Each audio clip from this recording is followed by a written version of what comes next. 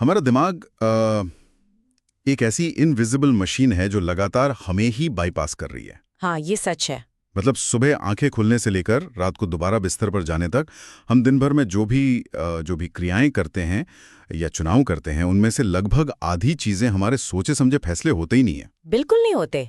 वो बस automatic patterns होते हैं। वही कहा। अगर एक्सरे में देखें तो टूटी हुई हड्डी की सफेद लकीर तुरंत समझ आ जाती है, बीमारी पकड़ में आ जाती है। हाँ, वहाँ सब साफ दिखता है। पर जब हम इंसानी व्यवहार और दिमाग की कार्यप्रणाली में झांकते हैं ना, तो सब कुछ धुंधला नजर आता है। एकदम धुंधला। तो आज के इस गहरे विश्लेषण में हम इसी धुंधलेपन को पूरी तरह से साफ करने वाले हैं। ये काफी जरूरी चर्चा है। आज का विषय है आदतें। ये आखिर बनती कैसे हैं, ये इतनी ताकतवर क्यों होती हैं, और सबसे जरूरी बात, इन्हें अपने फायदे के लिए कैसे सुधारा जा सकता है। और हमारे पास जो सोर्स मटेरियल है आज, उसमें हैबिट्स बनाने के 4 आसान स्टेप्स और 1898 की एक बेहद रोचक साइकोलॉजी रिसर्च शामिल है। अरे वाह, 1898। तो इस पूरी चर्चा का एक ही मिशन है कि दिमाग के इस छुपे हुए ऑटो पायलट सिस्टम को डिकोड किया जाए, ताकि बिना थकावट के और बिना विल पावर से लड़े बेहतर आदतें बनाई जा सकें। बिल्कुल, यही हमारा लक्ष्य है आज। चलिए इसे थोड़ा विस्तार से समझते हैं। हाँ, शुरू करते हैं। आदतों को बदलने की बात तो चलो बाद में आती है। पहले ये जानना जरूरी है कि इनका जन्म आखिर होता कहाँ से है। सही सवाल है। दिमाग किसी चीज को आदत बनाता ही क्यों है? और इस सवाल का जवाब ढूंढने के लिए हमें समय में थोड़ा पीछे जाना होगा। हाँ, हमें चलना होगा साल 1898 में। अच्छा।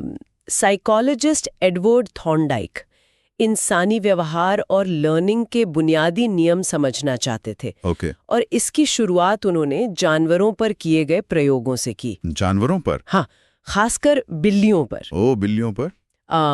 उनका ये प्रयोग इतना प्रभावशाली था कि आज 150 साल बाद भी हमारी साइकोलॉजी और आदत निर्माण की जो समझ है ना, वो उसी पर टिकी है। वाह, मतलब 150 साल पुरानी रिसर्च आज भी काम आती है। बिल्कुल।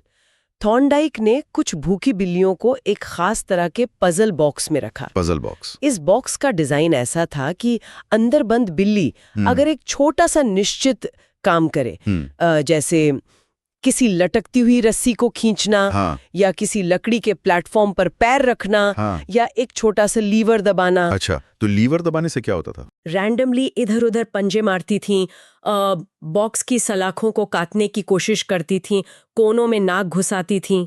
एक तरह से दिमाग पूरी तरह से पैनिक मोड में काम कर रहा था, जहां कोई सच्चा या साफ रास्ता नहीं दिख रहा था। सही पकड़ा। और यही वो पॉइंट था जहां से लर्निंग का असली मैकेनिज्म ट्रिगर हुआ। अच्छा, वो कैसे? इस रैंडम और बेतुकी कोशिश में अचानक किसी बिल्ली का पंजा उस मैजिकल लीवर पर पड़ जाता। ओ, अचानक से? हाँ, अचानक क्लिक की आवाज होती, दरवाजा खुलता और बिल्ली बाहर आकर खाना खा लेती। वाह। थॉर्नडाइक ने सिर्फ उन्हें देखा नहीं, बल्कि हर कोशिश का समय बारीकी से नोट किया। शुरुआती 3 बार में बिल्लियों को इस पजल बॉक्स से बाहर आने में लगभग 1.5 मिनट यानी 90 सेकेंड्स का समय लगा। 90 सेकंड्स काफी लंबा समय है। उस वक्त उनका ज्यादातर समय उन फालतू कोशिशों में जा रहा था जिनका दरवाजा खुलने से कोई लेना देना नहीं था। सही बात है। लेकिन जब यही प्रोसेस बार बार दोहराया गया ना, तो डेटा में एक हैरानखेज बदलाव देखने को मिला। क्या बदलाव था? आखिरी 3 ट्रायल्स में बिल्लियों को बाहर आने में एवरेज सिर्फ 6.3 सेकेंड्स लगे। वेट, सच में? 90 सेकंड से सीधा 6.3 सेकंड? हाँ, एकदम तेजी से। ये कोई छोटा मोटा सुधार नहीं है। अगर हम ध्यान से सोचें तो बिल्ली का ये रैंडम पंजे मारना बिल्कुल वैसा ही है जब हम लोग पहली बार कोई नया वीडियो गेम खेलते हैं। ये काफी अच्छी तुलना है। या जैसे कोई बहुत ही कॉम्प्लेक्स नया स्मार्टफोन चलाते हैं। शुरू में हमें कोई आइडिया नहीं होता कि कौन सा फंक्शन कैसे काम करेगा या किस बटन से गेम का कैरेक्टर कूदेगा। हम बस घबराहट में दबाते रहते हैं। वही तो, हम बस घबराहट में या जल्दबाजी में तब तक अलग अलग बटन्स दबाते रहते हैं, कंट्रोलर को इधर उधर घुमाते हैं, जब तक कि अचानक वो मैजिक बटन काम न कर जाए और हमें अपना मनचाहा रिजल्ट मिल जाए। हाँ, एक बार जब दिमाग को ये समझ आ जाता है कि किस बटन से फायदा हो रहा है, तब हम बाकी सारे फालतू बटन्स दबाना छोड़ देते हैं और हमारी उंगली सीधा उसी बटन पर जाती है। ये वीडियो गेम वाली तुलना पूरी तरह से इस प्रोसेस को स्पष्ट कर देती है। दिमाग के सीखने का तरीका बिल्कुल यही है जिसे थॉर्नडाइक ने अपने प्रयोग का सबसे बड़ा निष्कर्ष बताया। उन्होंने इसको क्या नाम दिया? उन्होंने इसे लॉ ऑफ इफेक्ट कहा। Law of effect. इसका सीधा सा मतलब यह है कि जो व्यवहार संतुष्टिकारक परिणाम यानी सेटिस्फाइंग कॉन्सिक्वेंसेस देते हैं, दिमाग उन्हें अपने अंदर पक्का कर लेता है और बार बार दोहराता है। बिल्कुल। और जिन व्यवहारों से निराशा मिलती है या जो बेकार जाते हैं, दिमाग उन्हें भुला देता है। जैसे वो बिल्ली के फालतू पंजे मारना। हाँ, इंसानी व्यवहार का बुनियादी आधार यही फीडबैक लूप है। ट्राई, फेल, लर्न और ट्राई डिफरेंटली। पहले कोशिश करो, फेल हो जाओ। उस फेलियर से डेटा इकट्ठा करो और फिर अलग तरीके से कोशिश करो। जब उस नए तरीके से इनाम मिलता है, दिमाग उस न्यूरल पाथवे को मजबूत कर देता है। समझ गया। धीरे धीरे वो सारी कोशिशें जो बेकार थीं, जैसे बिल्ली का कोनों में ना घुसाना या हमारा गलत बटन दबाना, वो दिमाग की मेमोरी से डिलीट हो जाती हैं। हाँ, और सीधा निशाने पर लगने वाला एक्शन एक ऑटोमेटिक आदत बन जाता है। तो दिमाग ट्रायल और एरर के जरिए बेहतरीन और सबसे छोटा रास्ता ढूंढ लेता है। एकदम छोटा रास्ता। लेकिन यहाँ एक बड़ा सवाल उठता है। क्या सवाल है? अगर ये ट्रायल एंड एरर वाला तरीका इतना ही असरदार है, तो दिमाग को चीजों को ऑटोमेट करने की जरूरत ही क्यों पड़ती है? हम हर नए दिन, हर नए काम के लिए फ्रेश आधार पर नए सिरे से एक फैसला क्यों नहीं ले सकते? दिमाग आदत बनाने के लिए इतना उतावला क्यों रहता है? इसका सीधा सा कारण ना हमारी बायोलॉजी में छुपा है। बायोलॉजी में? हमारा जो कॉन्शियस माइंड है, यानी हमारा सचेत दिमाग जिससे हम जानकर फैसले लेते हैं, वो पूरे ब्रेन का सबसे बॉटलनेक या संकरा हिस्सा है। बॉटलनेक मतलब सबसे स्लो हिस्सा। इसे एक ऐसी छोटी सड़क की तरह समझ सकते हैं जहां एक वक्त में सिर्फ एक ही गाड़ी निकल सकती है। अच्छा।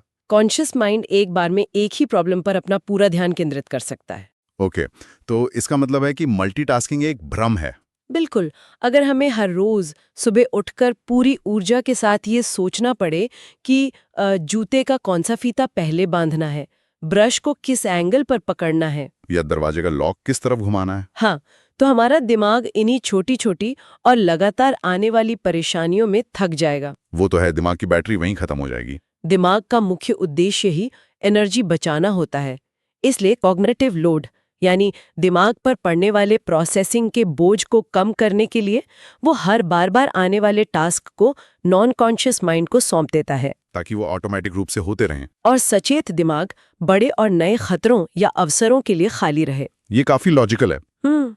बिहेवियरल साइंटिस्ट जेसन हेरा का एक बड़ा ही खूबसूरत और सटीक कोट हमारे सोर्स मटेरियल में दिया गया है। क्या कोट है? आदतें आसान शब्दों में हमारे आसपास के माहौल में बार बार आने वाली समस्याओं का विश्वसनीय समाधान है। वाह काफी डीप है।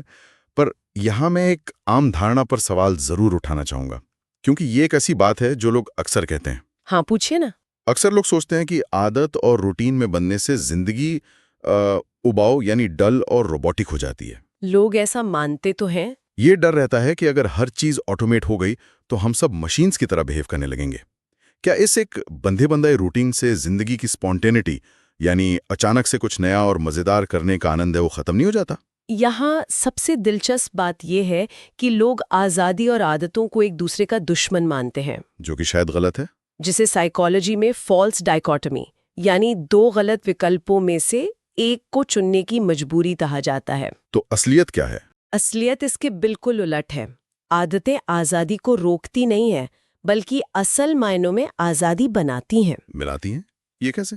अगर हम ध्यान से इसका विश्लेषण करें तो समझ आएगा कि जिन लोगों की फाइनेंशियल हेल्थ या लर्निंग हैबिट्स ठीक नहीं है, असल में जिंदगी में सबसे कम आज़ादी उन्हीं के पास होती है। जिनकी पैसे बचाने की या ठीक से खर्च करने की आदत खराब है, वो हमेशा आने वाले अगले महीने के बिल की चिंता में फंसे रहते हैं। सही पॉइंट है। जिनकी हेल्थ और खाने पीने की आदत ठीक नहीं है, उनका दिमाग और शरीर लगातार आलसीपन और थकान से लड़ता रहता है। मतलब आज़ादी तो वहां भी नहीं है? बिल्कुल नहीं। जब किसी इंसान का सचेत दिमाग हमेशा इन छोटी छोटी बुनियादी समस्याओं को सुलझाने में उलझा रहेगा कि मैं ये खर्चा कैसे पूरा करूंगा, मैं वर्कआउट के लिए वक्त कब निकालूंगा, तो नए आइडियाज के लिए जगह कहाँ बचेगी? वही तो, उसके पास किसी नए बिजनेस आइडिया पर सोचने का, कोई नई कला सीखने का या सच में अपने दोस्तों के साथ आजाद महसूस करने का वक्त और एनर्जी ही कहाँ बचेगी? ये नजरिया वाकई में आंखें खोलने वाला है।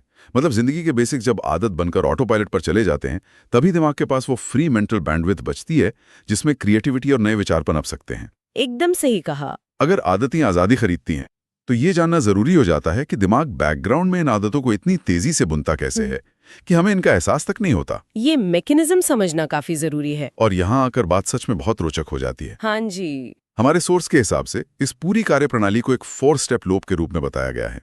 ये 4 कदम ही किसी भी आदत का डीएनए होते हैं। ये 4 स्टेप्स एक ऐसा मैकेनिज्म है जो किसी साइकिल की तरह लगातार घूमता रहता है। कौन से हैं वो 4 स्टेप्स? पहला है क्यू यानी इशारा, दूसरा है क्रेविंग यानी लालसा या इच्छा, तीसरा है रिस्पॉन्स यानी प्रतिक्रिया और चौथा है रिवॉर्ड यानी इनाम। क्यू, क्रेविंग, रिस्पॉन्स और रिवॉर्ड, ये चारों एक ही सीक्वेंस में बिना रुके मिली सेकेंड्स के अंदर दिमाग में प्रोसेस होते हैं। मिली सेकेंड्स में? हाँ। इन्हें बेहतर ढंग से समझने के लिए हम इन 4 स्टेप्स को 2 हिस्सों में बांट सकते हैं। पहला हिस्सा है प्रॉब्लम फेज, जिसमें क्यू और क्रेविंग शामिल हैं। सही। इस फेज में इंसान को ये एहसास होता है कि उसकी वर्तमान स्थिति में कुछ कमी है और कुछ बदलने की जरूरत है। और दूसरा फेज? दूसरा हिस्सा है सॉल्यूशन फेज, जिसमें रिस्पॉन्स और रिवॉर्ड आते हैं। यहाँ इंसान उस कमी को पूरा करने के लिए एक्शन लेता है और वो बदलाव हासिल करता है। चलिए इसे थोड़ा और डेली लाइफ के हिसाब से प्रैक्टिकल बनाता है। हाँ, उदाहरणों से काफी आसानी होती है। सोर्स में दिए गए उदाहरणों से इस मैकेनिज्म को समझना बहुत आसान हो जाता है। मान लीजिए जेब में रखा फोन अचानक बज होता है, तो वो बज, वो वाइब्रेशन एक क्यू है, दिमाग के लिए एक इशारा है। उस वाइब्रेशन को महसूस करते ही दिमाग में एक क्रेविंग पैदा होती है। मैसेज पढ़ने की क्रेविंग, ये जानने की बेचैनी कि मैसेज किसका आया है और उसमें क्या लिखा है। ये दोनों प्रॉब्लम फेस का हिस्सा हो गए। दिमाग को एक समस्या दिखी कि उसे कुछ जानना है जो वो नहीं जानता। अब दिमाग सॉल्यूशन फेज में जाता है। इंसान अपना हाथ जेब में डालता है, फोन निकालता है और मैसेज पढ़ता है। ये उसका रिस्पॉन्स या प्रतिक्रिया हुई। और इनाम क्या मिला? आखिर में उस मैसेज को पढ़ लेने के बाद जो जानने की संतुष्टि मिलती है, जो बेचैनी खत्म होती है, वो उसका रिवॉर्ड या इनाम है। ये बहुत ही सटीक उदाहरण है। एक और साधारण उदाहरण देखें तो किसी अंधेरे कमरे में घुसना एक क्यू है। अंधेरा एक समस्या है, वहां कुछ साफ देख पाने की इच्छा क्रेविंग है। दीवार पर लगे स्विच को दबाना रिस्पॉन्स है। और कमरे में रोशनी हो जाना, जिससे डर खत्म होता है और सब दिखने लगता है, वो रिवॉर्ड है। इन उदाहरणों में ध्यान देने वाली सबसे गहरी बात क्रेविंग वाले हिस्से में छुपी है। अच्छा, ऐसा क्या है क्रेविंग में? न्यूरोसाइंस हमें बताती है कि इंसान कभी भी उस एक्शन की क्रेविंग नहीं करता जो वो आदत के रूप में फिजिकली कर रहा है। क्या मतलब? मैं समझा नहीं। जैसे कोई भी इंसान सिगरेट के धुएं को फेफड़ों में भरने की क्रेविंग नहीं करता। ओह, ओके। वो उस सिगरेट के बाद मिलने वाले आराम या डोपामिन रिलीज की क्रेविंग करता है। सही बात है, धुआं थोड़ी ना पसंद है किसी को। वहीं तो कोई इंसान सुबह दांत साफ करने की क्रिया से प्यार नहीं करता, बल्कि वो उस साफ और ताजे मुंह के एहसास की क्रेविंग करता है। अरे हाँ, ब्रश करना कहाँ किसी को पसंद है, पर फ्रेश फील करना सबको पसंद है। इंसान आखिर में अपने इंटरनल स्टेट या मानसिक स्थिति के बदलाव की इच्छा रखता है। उसके अलावा कोई भी क्यू तब तक पूरी तरह बेकार है जब तक इंसान का दिमाग उसे किसी तरह से इंटरप्रेट ना करे। इसका क्या उदाहरण हो सकता है? मान लीजिए एक जुआरी या गैम्बलर कैसीनो में खड़ा है। उसके लिए वहां की चमकती लाइट्स, सिक्कों की खानक और शोर एक बहुत बड़ा क्यू है, जो उसके अंदर खेलने की क्रेविंग जगाएगा। हाँ, तीव्र क्रेविंग पैदा करती हैं। लेकिन किसी आम इंसान के लिए जिसे जुए में कोई दिलचस्पी नहीं है, वही आवाजें और लाइट्स बस एक बैकग्राउंड नॉइज है। समझ गया। मतलब क्यू का मतलब हर किसी के लिए अलग होता है। और जब इस पूरे लूप के अंत में रिस्पॉन्स के जरिए रिवॉर्ड मिलता है, तो वो सिर्फ उस वक्त की क्रेविंग को शांत नहीं करता, बल्कि दिमाग के न्यूरल पाथवेज में ये सिखाता है कि अगली बार जब ये क्यू दोबारा मिले तो यही रिस्पॉन्स दोहराना फायदेमंद है। यही चीज उस फीडबैक लूप को रासायनिक यानी केमिकल तौर पर पूरा करती है। बिल्कुल। तो इन सब का आखिर मतलब क्या है? हमने आदत के जन्म को समझा, दिमाग इसका लूप कैसे बनाता है इसको भी डिकोड कर लिया। क्यू से क्रेविंग, क्रेविंग से रिस्पॉन्स और रिस्पॉन्स से रिवॉर्ड। लेकिन जब तक इस थ्योरी को हम रोजमर्रा की जिंदगी की चुनौतियों पर लागू नहीं करते, तब तक ये अधूरी है ना? हाँ, प्रैक्टिकली यूज करना आना चाहिए। जब इंसान अपनी जिंदगी में बुरी आदतों को तोड़ने और अच्छी आदतों को जोड़ने निकलता है, तो वहां आते हैं व्यवहार बदलाव के 4 नियम। यानी the 4 laws of behaviour change. इन 4 नियमों को उसी 4 स्टेप लूप पर बनाया गया है। अगर हम इसे बड़े नजरिए से जोड़कर देखें तो ये 4 नियम सिर्फ कुछ टिप्स नहीं है, बल्कि इंसानी फितरत यानी ह्यूमन नेचर के साथ काम करने का एक पूरा फ्रेमवर्क है। ह्यूमन नेचर के साथ? ह्यूमन नेचर के खिलाफ जाने वाला कोई भी गोल हमेशा फेल होता है।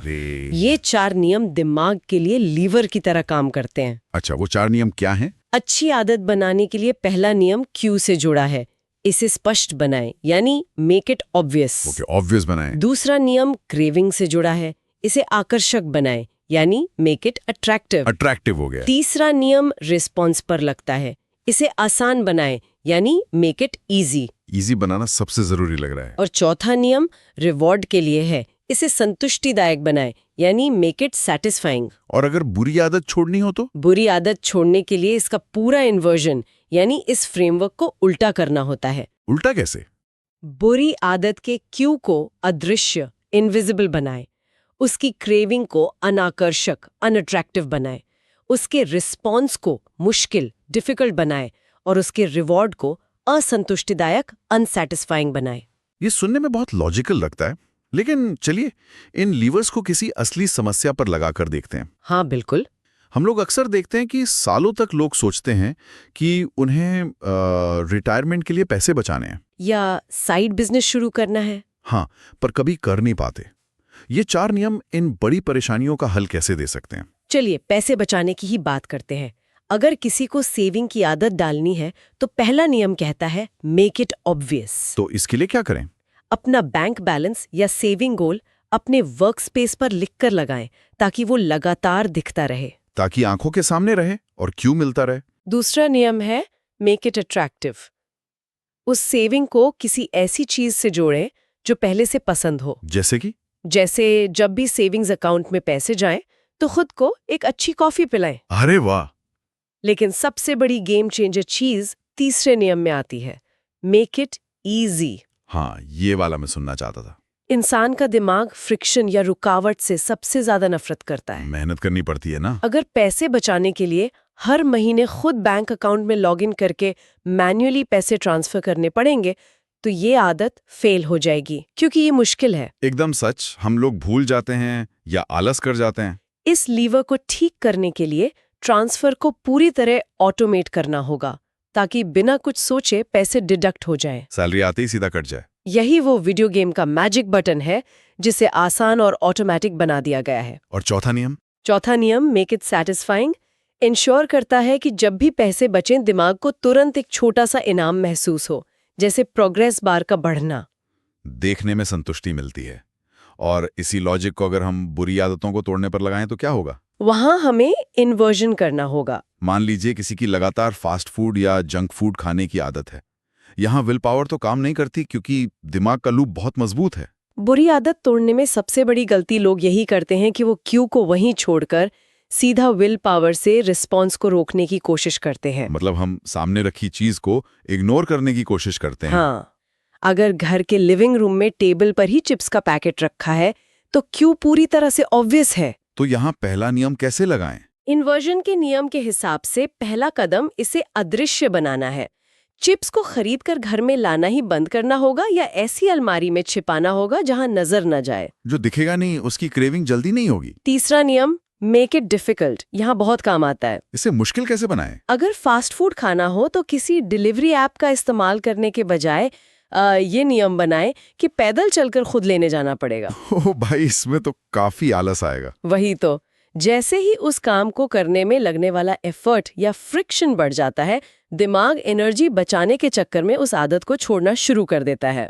क्योंकि दिमाग सोचेगा कि इतनी मेहनत कौन करे। जब इन 4 लिवर्स की पोजीशन जिंदगी के हर पहलू में सही सेट हो जाती है तो अच्छी आदतें अपने आप उभरने लगती है बिना दिमागी कश्मकश के। इसका सीधा सा अर्थ ये है कि हमारा व्यवहार सिर्फ हमारी इच्छा शक्ति या मोटिवेशन का नतीजा नहीं है। बिल्कुल नहीं, बल्कि ये पूरी तरह से इस बात पर निर्भर करता है कि हमारे आसपास का एनवायरनमेंट, हमारे सिस्टम्स किस तरह डिजाइन किए गए हैं। सही कहा, एनवायरनमेंट का सबसे बड़ा रोल है। आज की इस चर्चा को अगर हम समेटें तो हमने ये जाना कि दिमाग का मुख्य उद्देश्य एनर्जी बचाना और रोजमर्रा की समस्याओं को कम से कम एफर्ट के साथ सुलझाना है। और उसी से आदत बनती है। उस बिल्ली वाले प्रयोग की तरह ही दिमाग ट्रायल और एरर मेथड का इस्तेमाल करके एक लूप तैयार करता है। क्यू, क्रेविंग, रिस्पॉन्स और रिवॉर्ड। एक बार ये लूप बन गया तो आदत पक्की हो जाती है। लेकिन सबसे अच्छी बात यह है कि अब हमारे पास सिर्फ एक दबे हुए दिमाग की थ्योरी नहीं है। एक प्रैक्टिकल सॉल्यूशन है। व्यवहार बदलाव के उन 4 नियमों के रूप में एक बहुत ही प्रैक्टिकल फ्रेमवर्क है हमारे पास। हाँ। तो आगे से अगर किसी इंसान को अपनी बुरी आदत पर गुस्सा आए तो खुद की नीयत या विल पावर पर शक करने के बजाय ना उस फ्रेमवर्क के हिसाब से अपने आसपास के सिस्टम्स को ध्यान से देखना चाहिए। खुद को ब्लेम ना करें, सिस्टम ठीक करें। फ्रिक्शन कहाँ कम करना है और कहाँ बढ़ाना है, सिर्फ ये तय करना है। इंसान और उसका एनवायरनमेंट एक दूसरे से इतने गहरे जुड़े हैं कि एनवायरनमेंट को बदले बिना आदत बदलने की कोशिश करना ना एक ऐसी पहाड़ी पर चढ़ने जैसा है जो पूरी तरह बर्फ से ढकी हो। फिसलना तय है। फिसलना तय है। वाह, क्या बात कही है। इस पूरी बात से एक बहुत ही सोचने पर मजबूर करने वाला विचार उत्पन्न होता है। हाँ। अगर आदतें सच में पूरी तरह से आसपास के क्यूज और उस हैबिट लूप से ही बनती हैं, तो जिस कमरे या माहौल में हम दिन का अपना सबसे ज्यादा वक्त बिताते हैं, वो कमरा हमारे आने वाले कल के बारे में आखिर क्या भविष्यवाणी कर रहा है? ये एक बहुत बड़ा सवाल है। जिस टेबल पर काम किया जाता है, जिस बेड पर सोया जाता है, वहां रखी हुई चीजें, वो छोटे छोटे क्यूज आखिर किस तरफ धकेल रहे हैं हमें? सोचने वाली बात है। क्या इंसान का अपना बनाया हुआ वो एनवायरनमेंट उसकी आने वाली सफलता का सबसे बड़ा दोस्त है, या फिर बुरी आदतों को पलने वाला सबसे बड़ा दुश्मन? ये तो खुद ही देखना पड़ेगा। ये एक ऐसा सवाल है जिसे हम सबको अपने आसपास नजर डालते हुए जरूर सोचना चाहिए। आज के इस बेहतरीन और गहरे विश्लेषण में जुड़ने के लिए और इस चर्चा का हिस्सा बनने के लिए बहुत बहुत शुक्रिया। अलविदा।